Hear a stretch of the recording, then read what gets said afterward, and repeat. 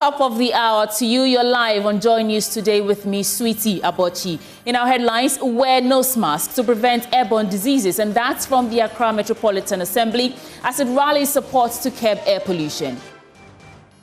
Good for you if you put on masks. We are now bringing in back the wearing of the mask in the system. Flag bearer of opposition National Democratic Congress John Mahama promises to establish electricity substation in Bunu East to resolve issues of low voltage across the area. We've got business plus sports and world news and showbiz all in this bulletin. You want to stay with us, and we're live on DSTV channel 421 and Go TV channel 125. My name is Sweetie Abochi. Please stay for details.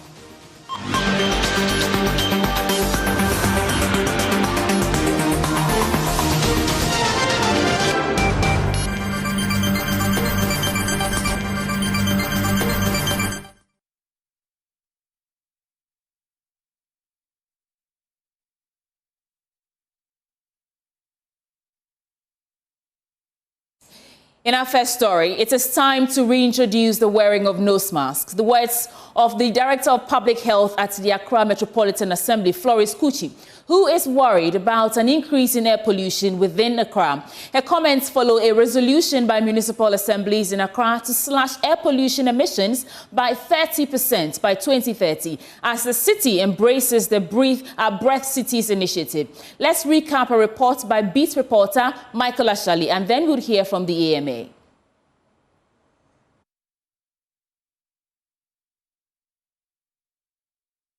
In 2019, Ghana saw approximately 23,000 deaths from malaria, 14,000 from HIV/AIDS, and 10,000 from tuberculosis. Alarmingly, air pollution caused even more fatalities, with at least 28,000 deaths that year.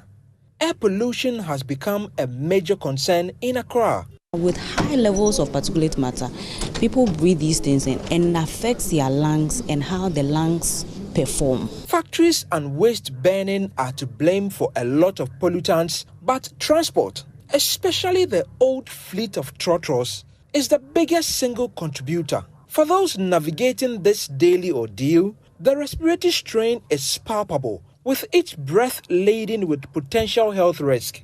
Ayawaso West Municipal Health Director, Dr. Louisa Ademki-Mate explains. Cataracts, eye problems can be affected by these indoor air pollutants. For the past 3 years, in most districts, you will see that respiratory tract infections are high on there.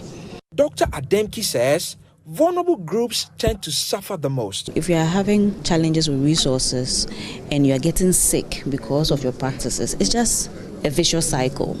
Because you don't have the money, now you are getting sicker. It just perpetuates the poverty. Despite the severe impact of air pollution on public health, there remains insufficient local research to establish a direct link between pollution levels and health outcomes. Desmond Apia, country lead of Clean Air Fund, says there's an urgent need for a more comprehensive research to better understand and address the health impact of air pollution in the country.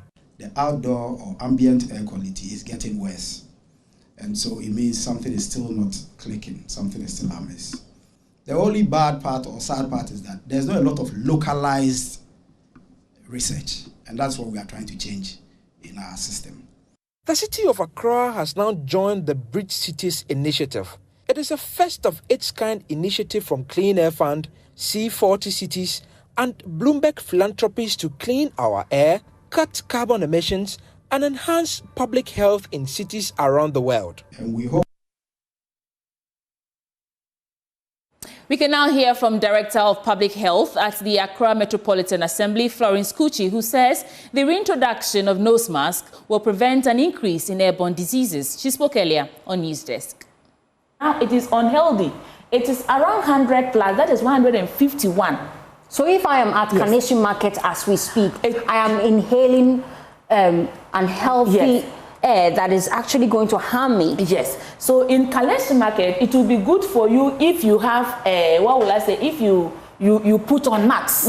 Yes. So masks we are now bringing in back the wearing of the masks in the system, because people think that after COVID nobody should wear masks, but the pollution that we are inhaling in the system is so something. So this is unhealthy. So if you have what will I say, asthma, and then you inhale this thing throughout the whole day, you are likely to aggravate an action or a cramps in you. So in town at a Carnation Market, you should be wearing what we call a max. So now you see the PM. So now you see the PM1. Yes. What you were talking about earlier. I was talking what about does that earlier. Actually so mean? Now it means, so through the education, it has now reduced. So when you see, though the overall air quality is 151, when you break them into the variables, the PM1, which is 54, which is the one you can inhale, yes, and then the hair in your nostrils cannot protect you from whatever particle is in the air. And that's 54. Yes. What does the 54 mean? So it means, the level is supposed to be 10. Okay. That level is supposed to be 10. And it's 54. And it is 54.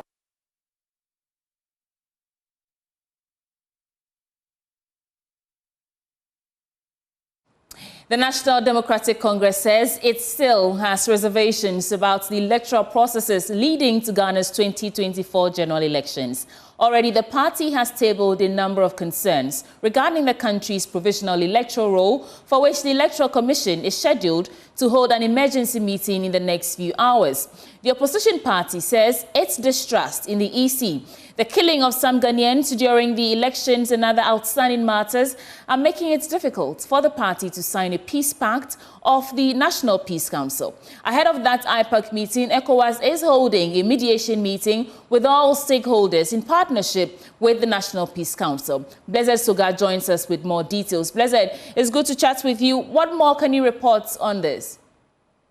We know that in the next 24 hours, the Electoral Commission has ceded to the request from the opposition National Democratic Congress to hear their concerns and what they claim are some anomalies with the provisional register. That meeting is scheduled to be held in the next 24 hours, but ahead of that, ECOWAS is already doing some mediation facilitation for all stakeholders, including the NDC and the EC, as well as all other political parties and civil society groups who are meeting here in Accra to try and dialogue on some of the emerging trends and concerns, and also try as much as possible to facilitate peace before that exercise. I've been interacting with the leading member of the NDC, lawyer Chapa, who tells me that the NDC still has some reservations with the process leading to the elections, and the expectation is that they would want the Commission to deal with all of these concerns as they go into that result. So even in spite of the ECOWAS mediation meeting, the NDC insists that their demands must be met? Well, they claim that there is evidence, ample evidence, that there will be placed before the Electoral Commission as they go into that interaction tomorrow. We wait to see what the outcome will be, but for the NDC, until these concerns are addressed, it will be difficult for the party to track the processes leading to that main exercise, which will be the December 7th poll. Thank you, Blessed Suga.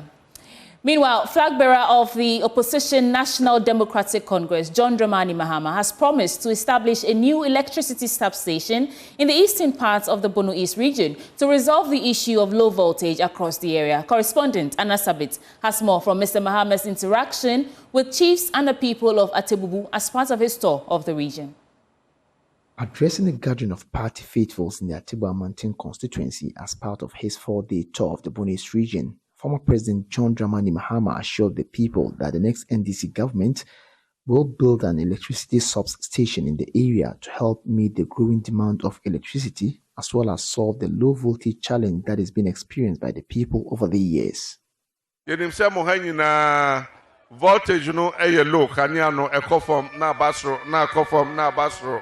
Ezu na adekra mane basa no adekra mane basa no e wo se yenya substation kese ne de beto Atebubu ha netimi peja atebubo amanten ne enkrom ha ewo ha nyina etimi peja kanea no ema ne gina ho enti ayade a ya twera to ho dada.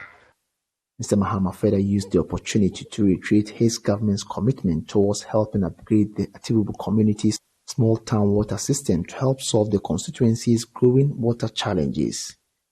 Menem say Atebubu mo how baako ene munsu asem na eno so ye na ohempon ode to menim enti ewo ye krata mu say ye be small town water systems na omo small town water systems a eche say krono anyi eche nsuo no ye be upgrade small town water system no say na be ya nsuo no be doso ama obi anya bi anom enti Atebubu ka ho a ye be sa nsuo ejuma no say na be ya obi a e wa Atebubu ha ene empotem ene nkrokra asarande Atebubu omso mbenya nsupa anom. He was, however, quick to state one key manifesto promise where business women will receive soft loans from the Women's Development Bank to enable them to stay in business. Ye mama, any ye mama so, ye wo asempama mo. Moso motong adie. Ye do ya, ye buy any ye banche, ne brono. Moso ena modiko jum ekotong. Moso eto de bia mo pedwetre kakra na mo de tua ye kuafo ne ka. Enti ye man so ye bebo amo ye de bank e beba mo dwetre a mo hia bosia bia mo pe bia say 5,000 so 10,000 say 7,000 na wo hia obekọ bank ho na de amamo enti oba na utua ne kakra kopem se obetua wie eno ne ema bank a ye de ba Women's Development Bank a ye ema bank. Mr. Mahama at a similar rally in Amanten accused the Nanadu-led administration of bringing undue hardships to the people through the introduction of nuisance taxes and asked that his administration will scrap the betting tax, the e-levy and the COVID tax.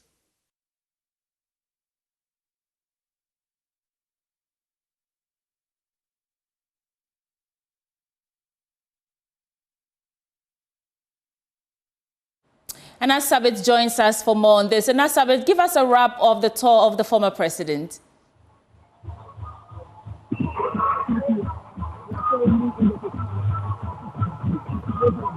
And Sabit, okay. Constituency, which is going to be the 10th constituency. Yes, I can hear you. I mean, we are in the Techiman South constituency, and this is the 10th constituency the former president has been touring.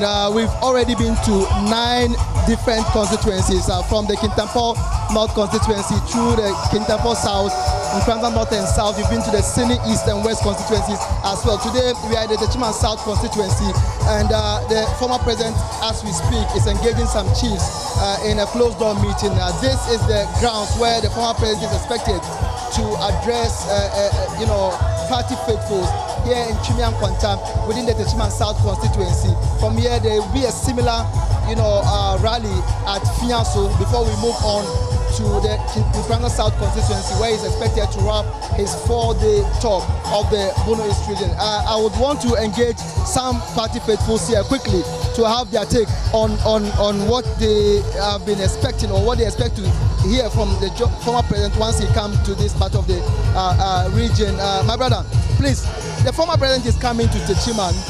What are you expecting to hear from him so far as his manifesto is concerned? My brother, good afternoon and good morning to all of you. As we can see from the background, the spirit is coming high. The people are happy. The people of Techiman South is waiting for His Excellency John Dramani Mahama to ascend the throne of this country. We are all happy and we are waiting for him. Barely some minutes ago, John Dramani Mahama will be joining the people of Chimia Nkwanta to celebrate and to join and to share the vision of the NDC with the people of Techiman South. We are happy and we are waiting for him. The 24-hour economy, we understand he's going to share with the people. The people of Techiman South is waiting for His Excellency. We are all happy and we are waiting for him. My brother, you can see... As a youth, what is key in the manifesto that is convincing you to vote for the NDC? As a student leader, I'm happy His Excellency has outlined that he is going to cancel the licensure exams, and that is what we were waiting for. And currently, he has shown it clear that he has the power, and when he wins, he is going to cancel the licensure exams. We are waiting for His Excellency. We, the student leaders, are happy, and we are waiting for him. My brother, you know from the background, you know Techima very well, and as you see the crowd coming, it tells you His Excellency's spirit is gathering the people of this country, and we are happy for him. Thank you so much. We engage some other women. I see this woman is very happy. Mami, Jomama Ebaha, then I will say about which me I have one multitude now, much to me. Women's Bank, no, why you be that? And you feel no over yet. Or you nipa, why you be that? Then tell me so, baby, my purso, internet and Nigeria, yet to our channel, into why you be. Nipa, when you be the over home. Now, why you be that? Or the Sabe Yabi account, Teneti her channel. My dad, thank you. John Mahama is coming to Techima. What are some of the messages that you would love to hear from him, and that is convincing you to vote for John Mahama in this? Yes, all the corrupted monies they made, they should investigate and collect them, but retrieve all the corrupted monies. And then the monies that they wasted on the, what do you call it, the Palgo Dam, they should investigate and collect all those monies and bring the irrigation project to life. Yeah. Thank you so much. Thank you. Mama Ebaha, na dena shaunkra ma obetina ha no panyina dena de ntia obeto Obama no. De ntia metu Obama John ni se. Ya ma ye di John Watechimenjo mu no. Ye kopelo a ye nya ye se ye nko school.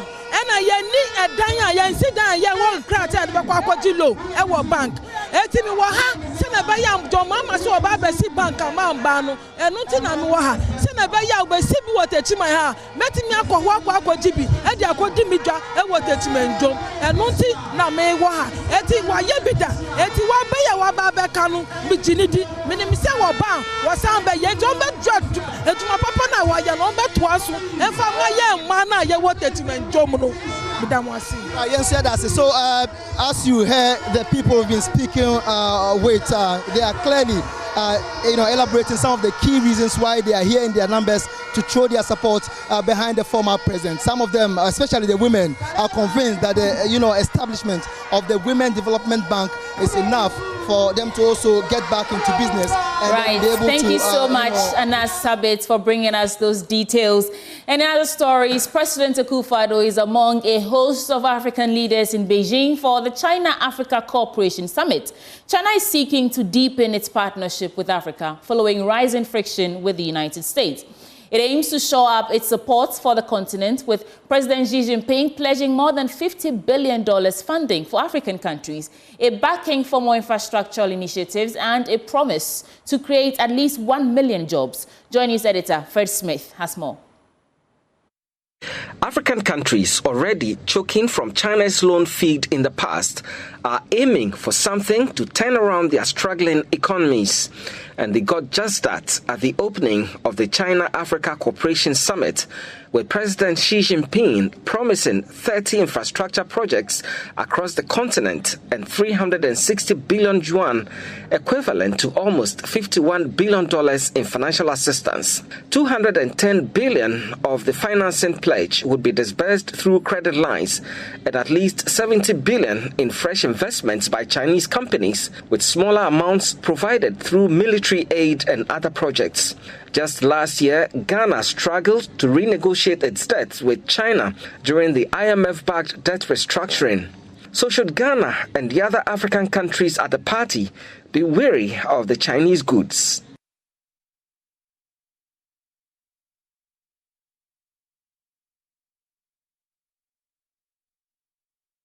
Joining us for more on this is Dr. Lloyd Amoah, who understands the Chinese system of governance. Doc, it's good to have you join us on JoyNews today. Now, should Ghana and the rest of the continent be wary of this investment?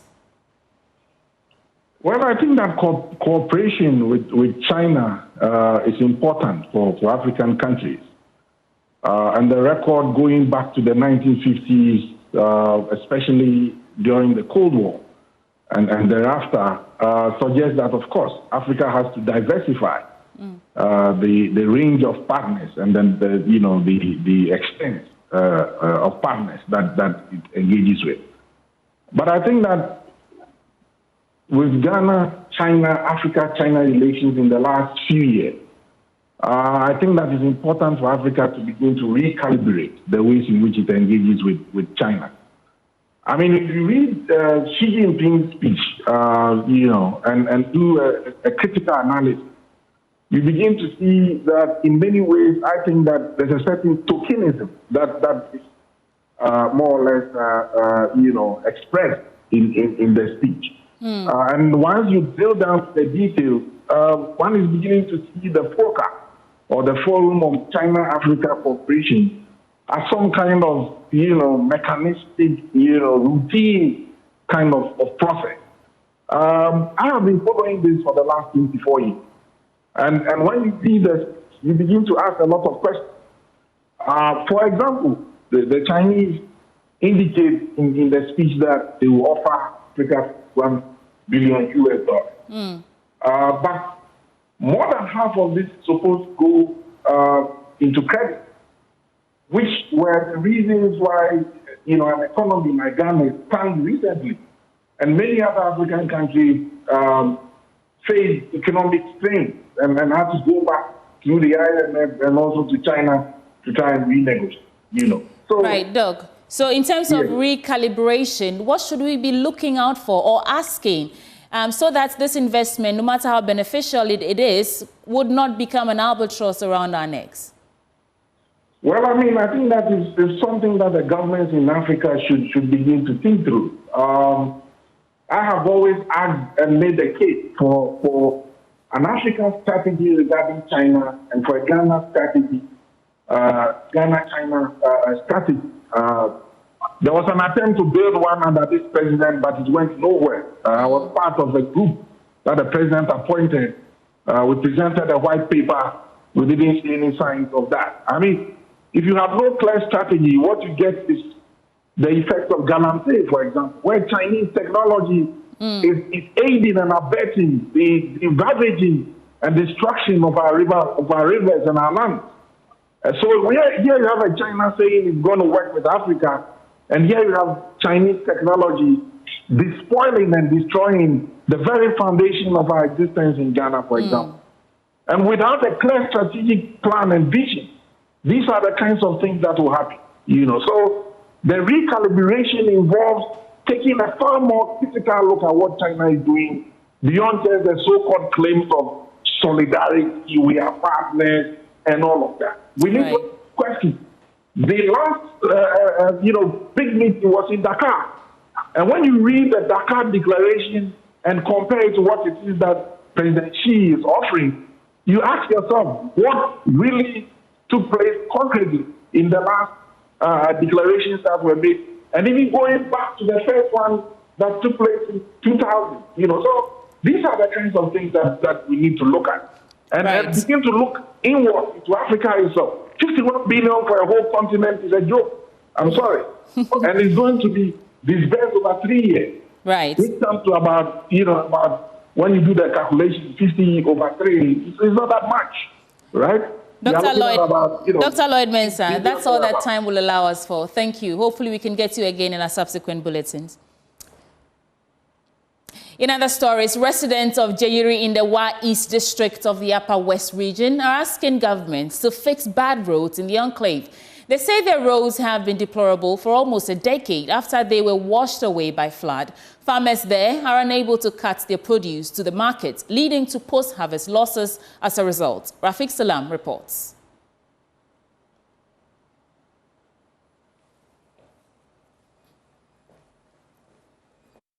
The Bulenga Jayiri Road for 12 years has been in this deplorable state, giving nightmares to commuters. It was a major headache for people living in the southwestern part of the enclave, as they have always been cut off from having access to the district capital anytime there is a heavy downpour. Unit Committee Chairman of Jayiri, Ibrahim Yusuf, preferred for the construction of another bridge to add up to the old one to fix the challenge.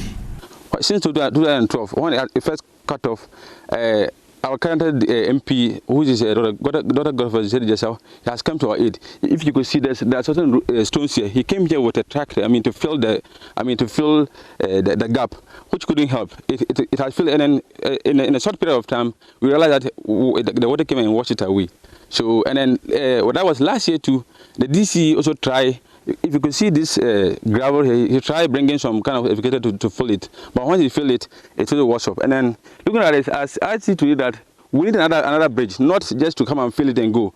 And then we are calling for government intervention to come and help us. To give us another bridge, not just to come and fill it and go. Government attempt to fix the road has been wishy-washy in paying lip service to the plight of the people, leaving them to wallow in frustration, regret, and pain.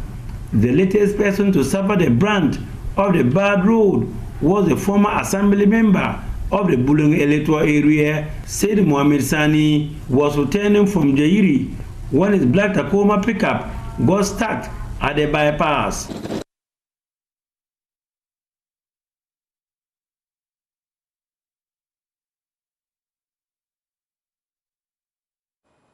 Rafiq Salam joins us on Zoom. Rafiq, thanks for joining us. Now, how have this reached the attention of the authorities yet, and what are the people still saying about it? The people are saying that at the moment they are at their wit's end. It has been like that for close to 12 years, and then they have appealed to authorities, and they are not really listening to them. Listening to the concerns of the people. This is that's part of the bread basket of the Upper West region, where major commodities like yam, then also maize, are farmed. And so the people are having lots of concerns that when they have this produce, they are unable to cut these produce from the farm to the market centers. And so year in, year out, they have appealing to government, and then government or duty bearers are really not listening to the plight of the people and allowing the people to wallow in abject poverty. Has the current report now reached the attention of any of the authorities? Have they said anything at all so far? At least it's something that for now, the authorities for now are saying nothing about the issue, because what I'm gleaning on is that the people were thinking that this issue of this drip equipment that has been brought into the region could be used at least to come to their aid. But at the moment, the district chief executive for what is unconcerned about their plight. He's not doing anything in that particular area, at least to change the trend, and so that they allow the people to wallow in abject poverty. Because they are thinking that the thinking of the people for now maybe that they think that the member of parliament is from that area, and that's the reason why the DC, who is standing election for the 2024 elections, doesn't want to pay heed to their concerns. And so for them, they don't believe in political parties. They think that any political party that will come to their aid, any government that will come to their aid, at least they will listen to their plight, and listen to their plight, they will be very happy. Thank you so much, Rafiq Salam, coming to us live from the Upper West region. Now, moving on, the United Nations Tourism Agency says despite growth in tourism across Africa, connectivity remains a challenge. Speaking at the opening ceremony of the 7th edition of the 2024 Africa Leadership Tourism Forum, the United Nations Tourism Regional Director for Africa, Elsia Groundcourt, says her organization is working with all stakeholders to simplify visa entry requirements for travel within Africa, leverage innovative systems to digitalize visa procedures, and advocate for a single, unified air transport market. Maxwell Agbagba has more from Botswana. Of people from the tourism industry all across Africa have gathered here in the capital of Botswana, Gaborone, to take part in the Africa Leadership Tourism Forum, all with one common aim and objective: to promote the Destination Africa agenda. The Africa Tourism Leadership Forum, ALTF, is the only Pan-African dialogue platform that brings together key public and private sector leaders and other stakeholders from across Africa and the rest of the world's travel, tourism, hospitality and aviation sectors to share insights, devise strategies for intra-Africa and tourism growth and network while enhancing the brand equity of Destination Africa. Speaking at a press briefing, Chief Executive Officer of Africa Tourism Partners, the organizers of the event, Kwache Donko, urged various African tourism boards to decentralize the operations within Africa. What are we doing? So the tourism boards, unfortunately, they are not in the room, also need to change the mindset around it. And a lot of them, you see, they have offices in Germany, they have offices in Europe, and you have office in Ghana. What are we doing in Ghana? They don't have an office in Ghana. But they are able to pay dollars and pounds. And if you see the arrivals that come there and work in the economy, sometimes it doesn't make sense. So there is a lot more than what meets the eye. And I think there is a lot of, and that is why we do what we do, and that's why we have ATLF to have opportunity to talk about these things. I hope that responds to the questions. Okay. On the first day, there were masterclass sessions, business-to-business sessions, and many other activities carefully designed to enhance participants' knowledge and equip them with the tools to transform their countries into tourism hubs in Africa. Director of Trade in Services, Investment, IPR, and Digital Trade at the African Continental Free Trade Area, Emily Mburu Indoria, stated that the African Union is working to implement the Yamoussoukro decision, which will improve air transport links, enabling faster and more efficient movement of goods and people across the continent, thereby supporting trade and tourism. And in this case, the air transport. And here, the AU, the African Union, actually does have a program to have the single African air transport market.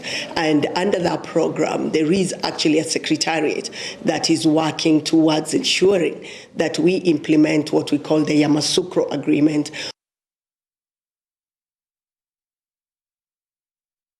Maxwell Agbagba is joining us live from Botswana. Maxwell, what more can you report on the tourism summit going on there? Well, there's a lot to report from here, sweetie. As you can see right now, this is the main auditorium where the conference is taking place. It's actually on break right now. Participants have gone out to eat lunch. They'll be back shortly. But a lot has been happening. Just about some hours ago, there were discussions about visa restrictions, especially for travel within Africa. And one of the panelists actually made a very important point about how sometimes it is difficult, even for people who genuinely want to transact business, are restricted. Their movement actually restricted because of, and then he made an example about why someone like Aliko Dangote, successful entrepreneur, for instance, will need a visa to travel, within Africa. Right. There's been a lot of conversation happening about how African countries can take advantage of the tourism boom and maximize the potentials of their various countries. We know that Egypt, for instance, sometime in 2022, made billions of dollars out of tourism. West African country made billions of dollars out of tourism. So that has been the discussion so far, how African countries can maximize tourism and also get more people visiting their countries. There are people from different countries taking part in this particular. Well, we are looking forward to more of your reports from Botswana, Maxwell Agbagba. And now we'll take a quick break. We'll return with business news.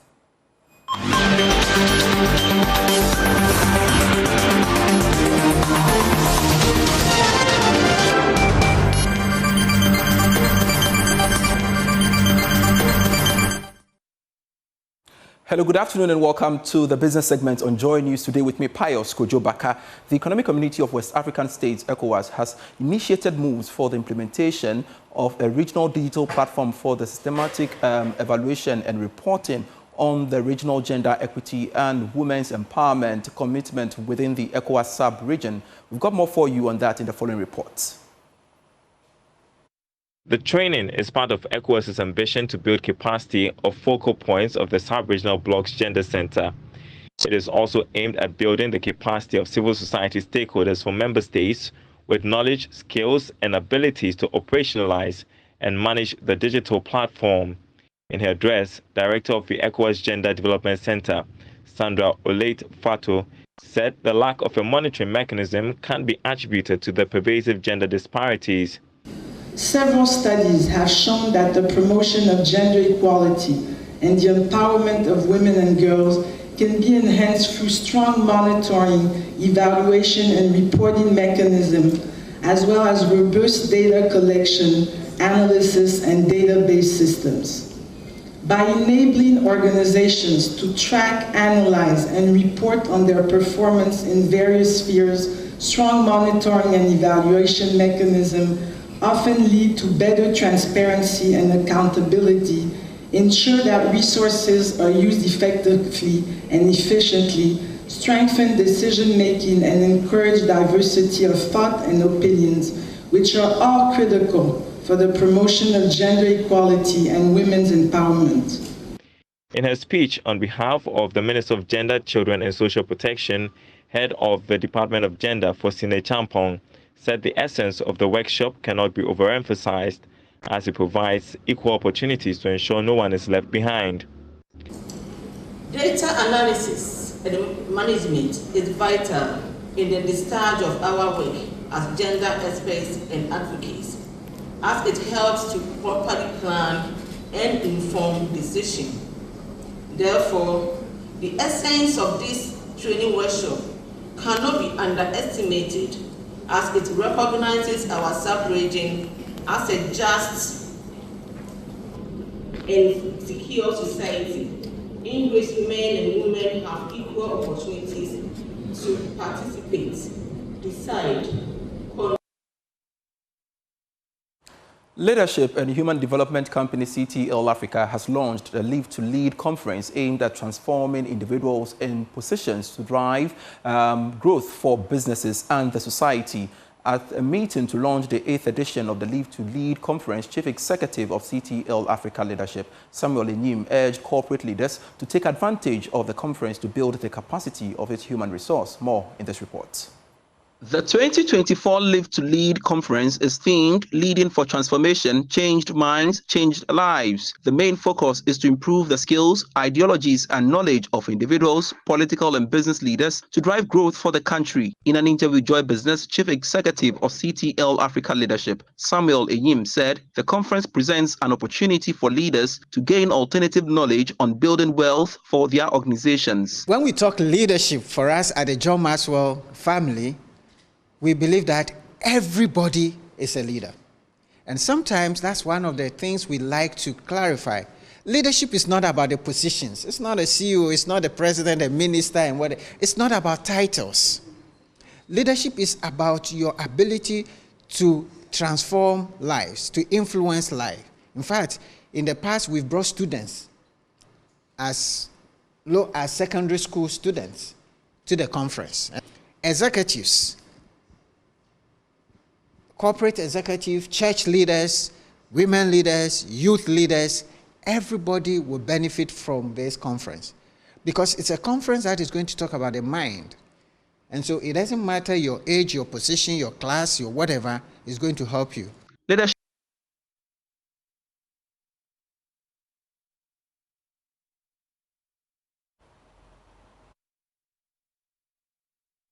And that's it for business. I am Pius Kojo Bakada. Will be at 1 p.m. with the marketplace. We've got more stories for you when you log on to myjoyonline.com/business. Sports is next.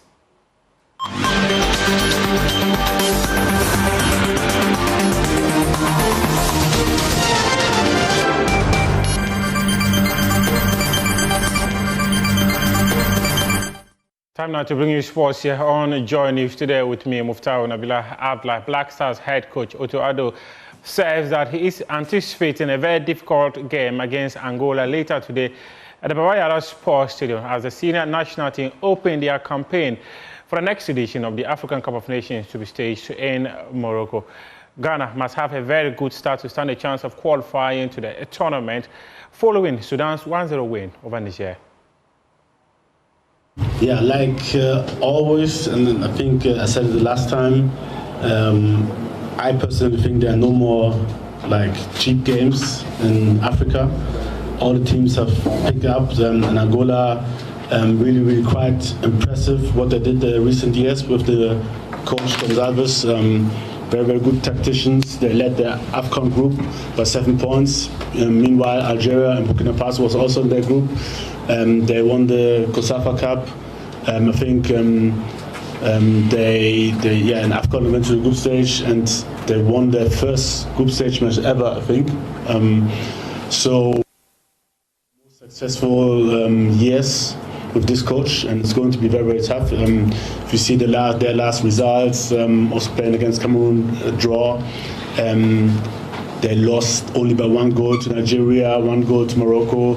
Then you can see what quality this team have. They have players like Zito playing Cagliari in Serie A. They have Dupe in Portuguese league. They have a lot of players in the Portuguese league. Obviously with the connection from Angola.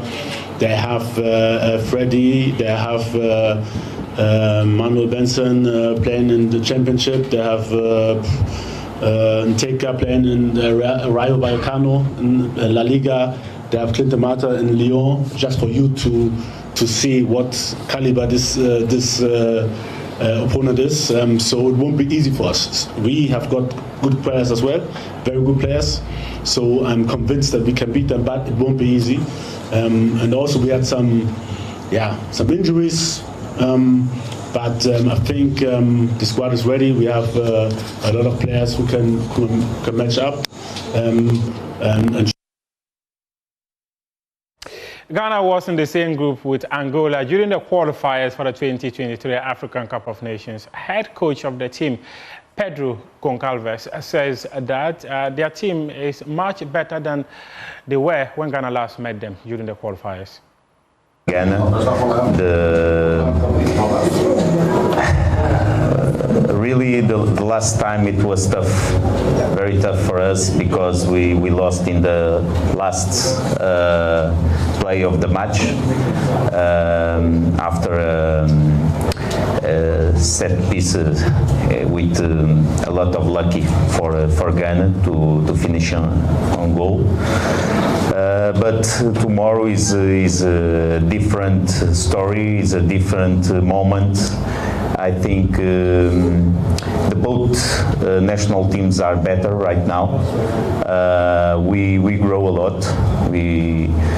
By the moment we feel we are confident about not only for the moment but for the future. So for tomorrow, for sure, will be a very tough matches. But we expect to be here, play good football. I don't know about the pitch. Well, we're gonna have the practice after that press conference. Early this week, reports emerged from Kenya that Olympian Rebecca Cheptegei was burnt by her boyfriend. This morning, it emerged that she died after 75% of her body was burnt. Her family is demanding for justice following the demise of the Olympian. Early on this year, she was in Ghana to participate in the African Games, where she finished fourth in the 21-mile marathon that took place here in Accra. Also, during the Paris Olympic Games just last month, she finished 44th during the marathon, which took place in the Olympics. And that's your sports for now. We do have more sports stories on myjoyonline.com. We appreciate your time. To petrol attack from...